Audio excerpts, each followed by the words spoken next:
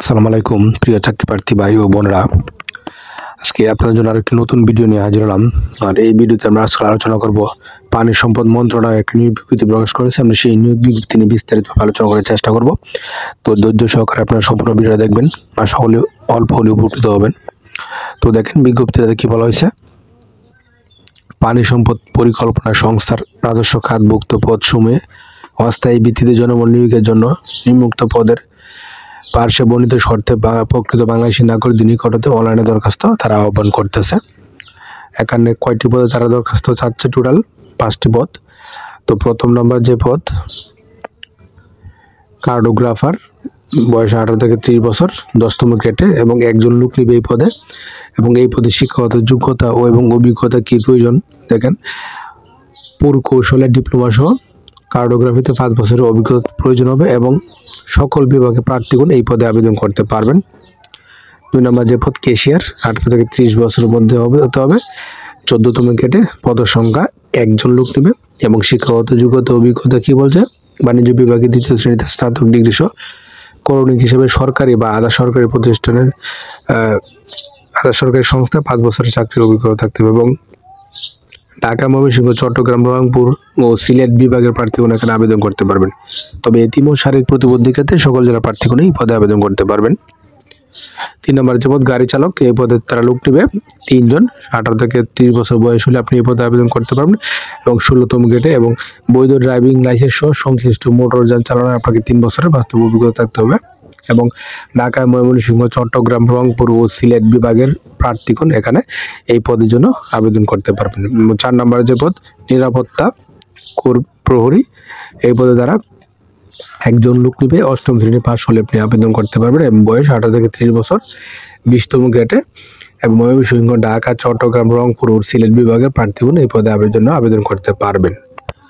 5 নম্বরের যে পদ, অফিস সহায়ক, এখানে তারা 2 জন লোক নেবে। 18 থেকে 30 বছর বয়স হলে আপনি এই পদে আবেদন করতে পারবেন 20তম গ্রেডে, এবং এসএসসি পাস হতে হবে আপনাকে। এবং ঢাকা, ময়মনসিংহ, চট্টগ্রাম, রংপুর ও সিলেট বিভাগের প্রার্থীগণ এখানে আবেদন করতে পারবেন। তবে এতিম ও শারীরিক প্রতিবন্ধীর ক্ষেত্রে সকল জেলার প্রার্থীগণ এই পদের জন্য আবেদন করতে পারবেন। তো এই উক্ত পদগুলোতে আবেদন করতে গেলে আপনাকে কিছু শর্ত মানতে হবে। শর্ত কি কি? প্রার্থীর বয়সসীমা 30/6/2024, অর্থাৎ 30শে জুন 2024 তারিখে এই বিজ্ঞপ্তি বর্ণিত পদের পার্শ্বে উল্লেখিত বয়সের মধ্যে হতে হবে। বীর মুক্তিযোদ্ধা, শহীদ মুক্তিযোদ্ধা পুত্র, কন্যা এবং শারীরিক প্রতিবন্ধীর ক্ষেত্রে 32 বছর পর্যন্ত।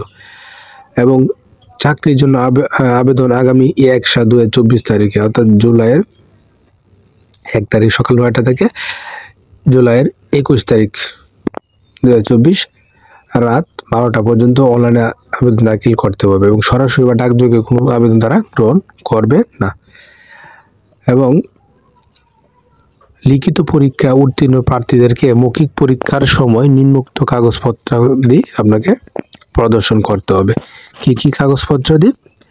মুক্তিযোদ্ধা, আনসার, বিডিপি, এতিম, প্রতিবন্ধী, উপজাতি কোটার পক্ষে অবশ্যই উপযুক্ত প্রমাণপত্র দেখাতে হবে এবং সদ্য তোলা 3 কপি পাসপোর্ট সাইজ সত্যায়িত আকারে ছবি, শিক্ষাগত যোগ্যতা ও অভিজ্ঞতা সম্পর্কিত সকল প্রকার সনদপত্রের ফটোকপি, জন্ম নিবন্ধন সনদ, নাগরিকত্ব সনদ, জাতীয় পরিচয়পত্র সত্যায়িত ফটোকপি সনদ দাখিল করতে হবে।